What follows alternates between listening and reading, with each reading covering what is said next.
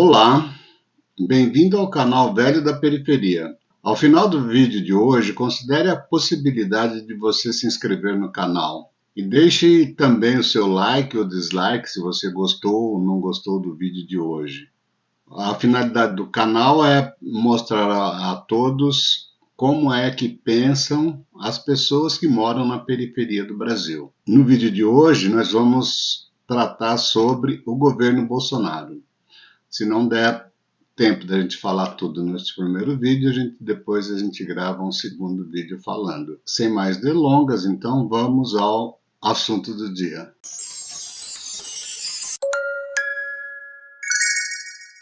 Como foi colocado no título do vídeo de hoje, o governo Bolsonaro foi o que a gente pode chamar assim, em estatística, um ponto fora da curva. E a gente já colocou em algum vídeo anterior aí, a gente já comentou en passant sobre isso aí, comparando o governo Bolsonaro com o governo João Goulart. O João Goulart, na época que ele foi eleito, foi o primeiro presidente de esquerda que o Brasil teve, e naquela época que ele assumiu, ele era um ponto fora da curva. Por quê? Porque o país não estava preparado para receber um presidente de esquerda. Com o Bolsonaro aconteceu mais ou menos a mesma coisa no outro polo, né? O Bolsonaro foi um ponto fora da curva porque o Brasil, o país não estava preparado para que assumisse um governo de direita. Eu comentava na ocasião até que o professor Olavo de Carvalho dizia que não adiantava nada pegar a cereja do bolo se o bolo todo não era do mesmo elemento. Os elementos da cereja não eram os mesmos elementos do bolo. E em ambos os casos, tanto no João Goulart como no Bolsonaro, eles assumiram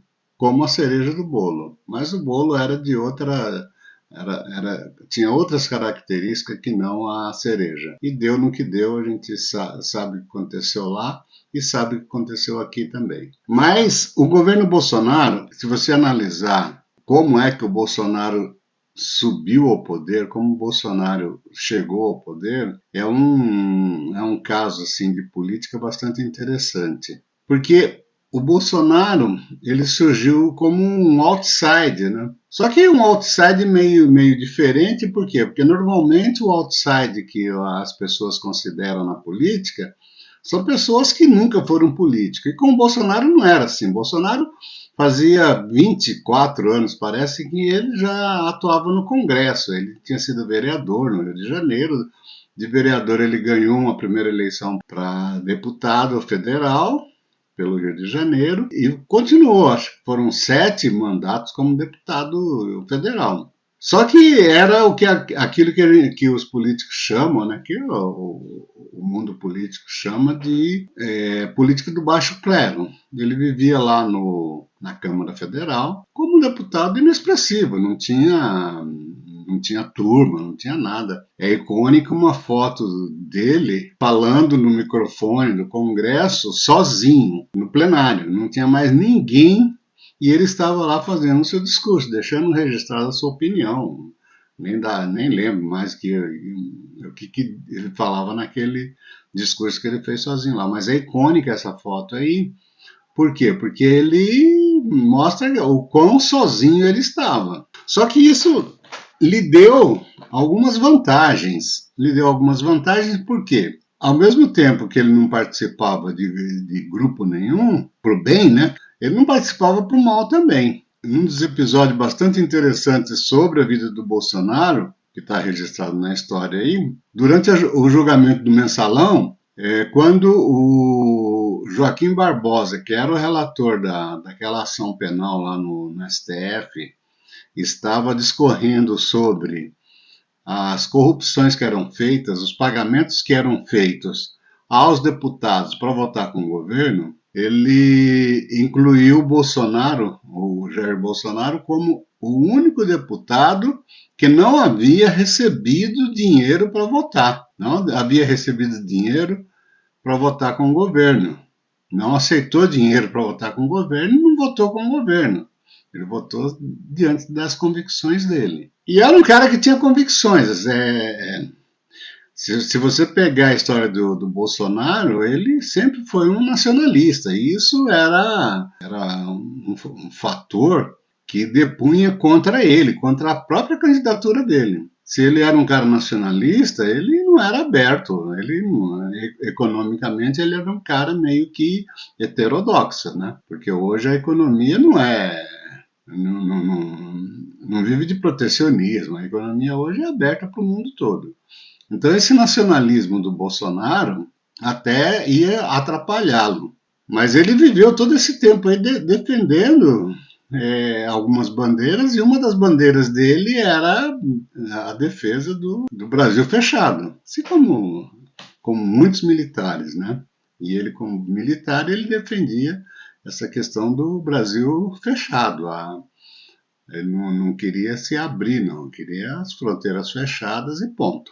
Dentre as bandeiras que o Bolsonaro defendia, algumas também acabaram levando ele para um campo assim do radicalismo, né? Levando ele para o campo do autoritarismo, tudo. Sempre que ele tinha oportunidade, ele defendia o Ustra, o coronel Ustra. Dizem, né? Parece que ele participou das torturas nos porões da ditadura. E ele defendia isso, defendia esse cara aí. Assim como a esquerda defendia o Marighella, que também era um terrorista, né? Era um torturador, mas de esquerda, o Bolsonaro defendia um torturador de direita. Mas era um posicionamento que ele tinha, ele defendia, ele tinha como bandeira a ordem e progresso. A ordem e progresso, a gente sabe que é aquilo que está escrito na bandeira nacional, e que todos os militares, de uma forma ou de outra, acabam defendendo essa bandeira aí. Ele defendia também, assim, com bastante afinco, a punição aos bandidos, né? É icônica também uma discussão que ele teve com a Maria do Rosário, lá no Congresso, num dos corredores do Congresso lá, quando eles acabavam de discutir sobre as penas a serem aplicadas aos estupradores, a Maria do Rosário era contra as penas que estavam sendo propostas. O Bolsonaro não, ele era a favor das penas, era a favor até da castração química. E num determinado momento lá, o Bolsonaro estava dando entrevista, apareceu a Maria do Rosário, que durante a entrevista, enquanto ele dava a entrevista, quis contraditá-lo, né? Aí ele pegou e falou a famosa frase lá, né? Você não é estuprada porque você não merece ser estuprada, né? Foi uma frase assim bastante forte, dita por ele, está registrada aí na mídia, tem vídeos dele falando isso aí, mas ele porque a Maria do Rosário foi lá e estava tentando interferir na entrevista dele. E eles estavam naquele assunto lá, eles estavam em campos opostos, né? Mas esse era o Bolsonaro, depois de 24 anos como deputado, ele decidiu se candidatar a presidente. A candidatura dele a presidente foi assim, um negócio que ninguém acreditava que ele pudesse ser presidente do Brasil. Quando ele se lançou candidato, a turma fazia muita chacota, falava que ele era um lunático. No Brasil, hoje, existe candidato à presidência, são 30 partidos, cada partido pode lançar um candidato a presidente. O Bolsonaro era considerado um candidato a presidente de um dos partidos nanico, né? Ele nem tinha partido na época que aceitava ele com essa proposta aí, e na ocasião ele conseguiu um partido lá, um tal de PSL, né? Partido Social Liberal. Até o nome do partido já é uma contradição, né? Socialismo e liberalismo são coisas inconciliáveis quase, né? Mas foi o partido que ele conseguiu para se candidatar. Aí ele se candidatou a esse partido aí e para todo mundo ele era um zero à esquerda, ele não ia fazer diferença nenhuma, não seria páreo para nenhum candidato que estava apresentado ali. Se a gente analisar os candidatos daquela eleição lá, a gente vai ver que não tinha nenhum grande nome, assim, um campeão de votos, como a gente diz, como os políticos dizem, né?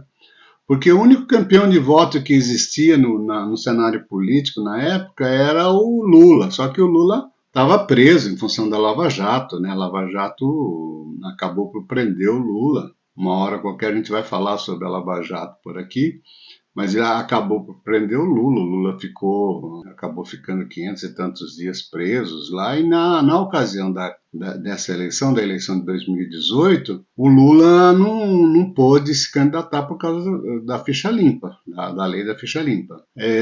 Então, não tinha nenhum campeão de voto assim que a gente pudesse falar. O Lula tinha escolhido ser, mesmo da cadeia, da prisão, ele tinha decidido se candidatar, apresentar a chapa dele, o nome dele como candidato, e tendo como vice o Fernando Haddad. Ocorre que, em função da lei da ficha limpa, ele não pôde se candidatar, e o Haddad ficou como cabeça de chapa do PT. Alcunharam, né, a candidatura do Haddad, alcunharam o Haddad como posse do Lula. Ele estava lá como um posse do Lula e fazia tudo que o Lula pedia. Inclusive os analistas políticos mais sérios da época, eles falavam que a campanha do PT era conduzida de dentro de uma prisão. Era o Lula que conduzia, o Fernando Haddad ia periodicamente lá em Curitiba, o Lula estava preso em Curitiba, e decidia na cela lá de Curitiba, onde o Lula estava preso, decidia de lá os rumos da campanha. E nesse cenário aí tinha também, concorreram, quem mais concorreu aí? O Geraldo Alckmin, a Marina Silva, o Guilherme Boulos, o Cabo Daciolo, quem não lembra do Cabo Daciolo, né? Os debates, o cara era hilário até, né? O Emael era figurinha carimbada em tudo quanto é coisa, né? Álvaro Dias, Ciro Gomes. Então foram candidatos assim que concorreram, e no meio lá estava o Bolsonaro. E todo mundo considerava que Bolsonaro era a carta fora do baralho, né? Assim como o Daciolo. Ninguém imaginava que o Bolsonaro pudesse ir para o segundo turno, ser alçado ao segundo turno, né?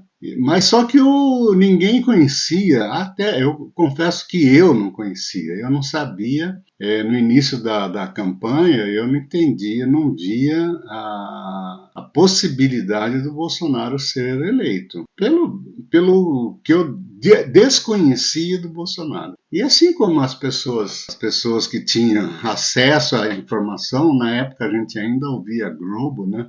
E então quem tinha acesso à informação não tinha informação do Bolsonaro. Só que as coisas estavam acontecendo no underground, como dizem os ingleses, né? No subsolo das coisas. As coisas estavam acontecendo lá, estavam acontecendo com bastante força. O Bolsonaro era um candidato assim que durante a campanha ele levava muita gente nas aparições dele, nos comícios, nas manifestações. Ele levava, assim como ele continua levando, até hoje ele leva muita gente, mas naquela época lá era um fenômeno meio desconhecido. Hoje é conhecido, apesar da grande mídia ignorar, mas hoje é um fenômeno que todo mundo conhece, sabe que qualquer lugar que ele pisa, ele consegue fazer um tumulto danado. Se ele vai tomar uma canja em algum lugar aí, ele é um tumulto violento. Mas naquela época lá, a gente que só assistia a Globo, a gente que só assistia a grande mídia, a gente não tinha noção de tudo aquilo que estava acontecendo lá no subsolo da política brasileira. E aí ele veio com força e chegou em 6 de setembro de 2018, ele recebeu uma facada no estômago, uma facada na barriga, em Juiz de Fora, e o pessoal começou a falar, né, desconfia-se até hoje que essa facada aí foi por quê? Porque todo mundo estava vendo que ele efetivamente tinha chances de ganhar. E ele estava realmente assim, arregimentando uma multidão muito grande para o lado dele, e isso aí estava assustando o establishment, né? Todo mundo não acreditava que o cara, com aquele discurso dele, o slogan dele era Brasil acima de tudo e Deus acima de todos. E ele falava muito fortemente em tradição, na família, na propriedade, e defendia a propriedade privada, defendia a família, com bastante afinco mesmo. E a gente sabe que o pessoal da esquerda não é muito afim de defender essas coisas, por exemplo, defender família, esse tipo de coisa. O Bolsonaro fazia isso com bastante força e isso estava incomodando. Não sei se foi até hoje, né? O tal de Adélio Bispo deu uma facada na barriga dele. Ele foi socorrido ainda na Santa Casa de Juiz de Fora, depois foi transferido para um hospital de São Paulo e acabaram salvando ele. Ele tem sequelas até hoje, mas aquela facada lá, meio que o pessoal que entende um pouco de política diz que aquela facada lá foi meio um divisor de águas.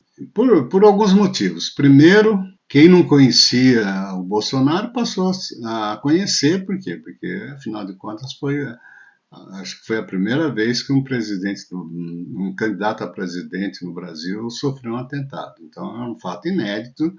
Aí até a grande imprensa teve que noticiar isso aí.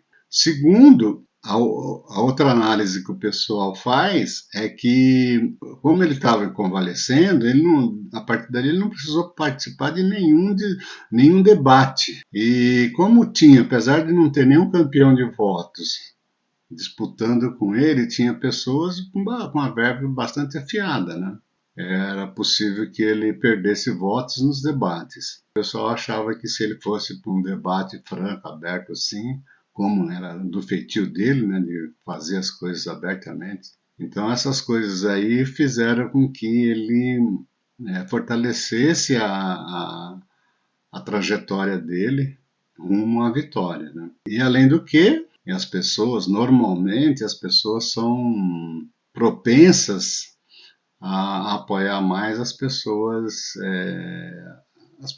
que foram perseguidas, as pessoas que foram atacadas, esse tipo. Então tudo isso aí, segundo a análise de alguns analistas por aí, isso aí levaram a fortalecer a trajetória do Bolsonaro, levando ele à vitória. Além disso, ele começou a mexer um pouco naquela imagem que ele tinha de nacionalista, de um cara xenofóbico, né? Um cara que dizia que o Brasil precisava se fechar para o mundo, esse tipo de coisa. Ele foi se amoldando à realidade, né? E chamou, na questão econômica, por exemplo, ele chamou Paulo Guedes. Ele determinou que o Paulo Guedes, ele brincava até que o Paulo Guedes era o posto Ipiranga dele. Porque qual a referência do posto Ipiranga?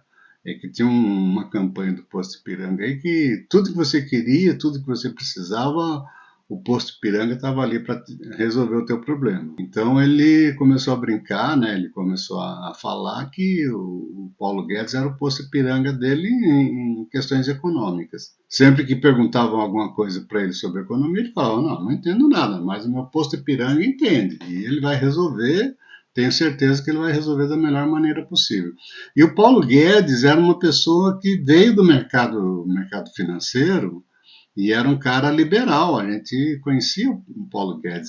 Quem conhecia um pouquinho de economia, um pouquinho de mercado, sabia quem que era o Paulo Guedes. O Paulo Guedes ele tinha ajudado numa época aí no Chile. Teve uma época lá que o governo militar deles queria resolver uns problemas lá e contratou um pessoal que era formado na faculdade de Chicago, né, era chamado Chicago Boys. E o Paulo Guedes fazia parte dessa turma de Chicago Boys. E esses caras resolveram o problema no Chile, resolveram a economia do Chile, deu uma virada legal, deu uma virada. Hoje o Chile, depois, né? Depois o Chile teve problema em vários aspectos, mas em economia ele estava bem estruturado. Então sempre, desde aquela época lá do Chicago's Boy, desde aquela época lá o Chile nunca mais teve problema não, fizeram uma estruturação legal. Então era esse Paulo Guedes que o Bolsonaro apresentou para a gente, que ia conduzir a economia. Então eu particularmente até costumo falar que eu votei em 3 pessoas naquela eleição lá para comandar a presidência da República. O presidente, que era o Jair Bolsonaro, o vice-presidente, o Hamilton Mourão, e o ministro da Economia, que era o Paulo Guedes. Aí o Paulo Guedes depois entrou já fazendo uma arrumação geral, ele convenceu o Bolsonaro de pegar 5 ministérios diferentes e colocar sob o manto da economia num ministério só. Ele usou um argumento seguinte, né? A gente precisa tomar algumas medidas importantes aqui. Se em cada medida dessa eu precisar conversar com 5 cabeças diferentes, 5 ministros diferentes para tomar essas medidas, a gente vai demorar um pouco para implementá-las. E se elas estiverem todas sob o meu comando, sob o comando de um ministério só, fica muito mais fácil da gente tomar essas medidas. E assim foi recriado lá o Ministério da Economia, que o Collor já tinha feito lá anteriormente, né, mas depois voltou a ser Ministério da Fazenda. Mas aí botou lá Ministério do Trabalho, Ministério do Planejamento, Ministério não sei o quê, tudo dentro do Ministério da Economia, e aí as decisões que precisavam ser tomadas em determinadas áreas lá para melhorar o governo eram tomadas por uma única pessoa, por um único comando, né? Não era uma única pessoa, mas dentro de um único comando. Foi assim que o Paulo Guedes começou a resolver os problemas do Brasil, né? Depois a gente vai conversar um pouco mais sobre isso aí, mas na eleição a gente foi vendo que o Bolsonaro estava montando, estava com com umas ideias bastante interessantes. Primeiro, na questão das armas, né? Ele sempre foi a favor de armar o brasileiro. Não armar, né? Eu, particularmente, acho que eu nunca teria uma arma em casa. Nunca teria, nunca terei, nunca vou ter uma arma em casa. Mas eu defendo a ideia de que quem quiser ter uma arma em casa, que tenha. Quem achar que uma arma lhe dá segurança, compre uma arma. O Estado não precisa proibir o cara de ter uma arma em casa. E o Bolsonaro tinha essa ideia também.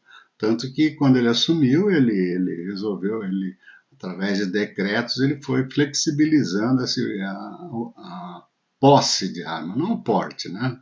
Não você sair com arma na rua, mas ter a posse de arma em casa, esse tipo de coisa, foi flexibilizando. E isso aí era um prato cheio para os esquerdistas, né, para o pessoal que era a favor dos bandidos, a favor de não ter arma em casa, contra, né? Não é que é a favor de não ter arma em casa, contra ter arma em casa, né? O bandido pode ter, mas o cidadão de bem não pode. É aquela história que o Bolsonaro falava sempre, né? Que se você tem uma arma, você pode matar ou morrer, ou invertendo, né? Você pode morrer ou matar. Se você não tiver uma arma, você só tem a opção de morrer. Eu jamais vou ter uma arma, mas concordo com ele. Quem quiser ter, que tenha.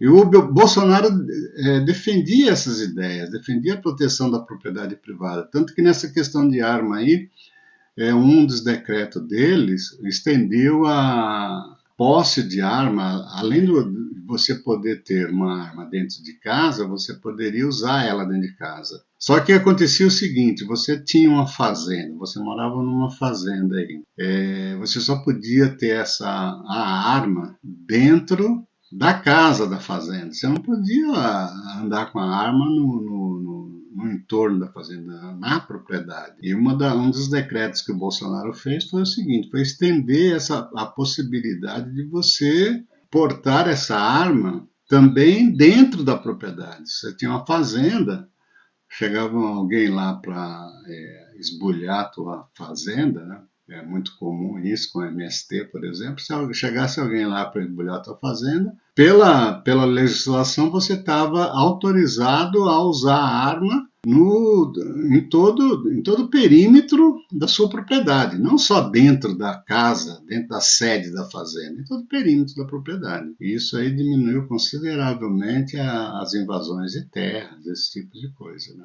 Era esse tipo de coisa que o Bolsonaro defendia, e foi esse tipo de coisa aí que fez o Bolsonaro ganhar a eleição. E ganhou bem, ganhou do Haddad, né? Primeiro turno, quase que ele levou no primeiro turno, mas não conseguiu.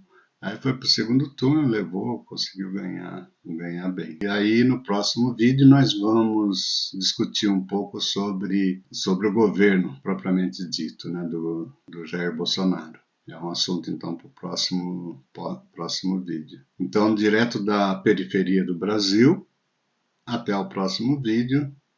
E não se esqueça de dar o like ou dislike e se inscrever no canal, né? A gente agradece muito se você se inscrever no canal, divulgar esse canal para as pessoas, para os amigos, para os inimigos, como diria o Oi Luiz, né? Se você gostar, compartilhe com os amigos, se não gostar, compartilhe com os inimigos.